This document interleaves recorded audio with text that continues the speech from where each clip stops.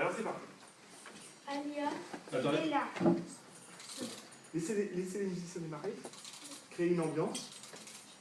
Quand vous sentez qu'il y a une ambiance qui vient, eh ben vous démarrez.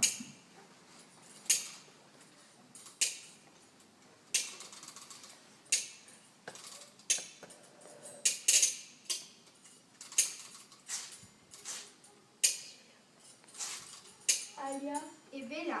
se promènent au bord de la mer Adriatique. Elles aperçoivent un mâle qui s'appelle Jacob Delafont. Il a un bras en métal. Son bras, il l'a perdu pendant la guerre mondiale. Il a sauté sur une île. Il s'approche de la terre ferme et propose aux deux filles de jouer avec lui à un jeu, construire un château de sable. Tous les trois sont en train de construire le château lorsqu'arrive une énorme vague. Ils se mettent à courir vers le parking de la plage.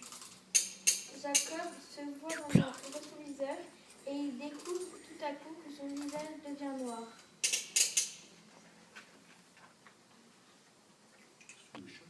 Sous le choc de la vision de son propre visage, il entre dans une rage folle, perd le contrôle de lui-même et se jette sur Alia. Son visage se reflète sur le médaillon que la jeune fille porte autour de son cou et reprend sa couleur naturelle. Jacob s'évanouit.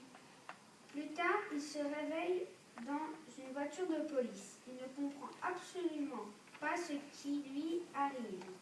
Grâce au témoignage des deux filles, le policier lui explique ce qui s'est passé. Jacob, pour être certain d'avoir bien compris, regarde à nouveau son visage dans un miroir. Même résultat, il devient noir.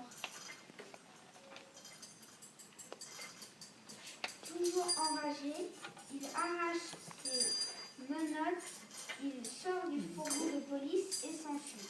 Dans sa fuite, il aperçoit Alia et Bella. Il les poursuit. En le voyant venir vers elles ont peur et courent à leur tour. Alia brandit son médaillon. Il s'évanouit à nouveau. Elle le porte dans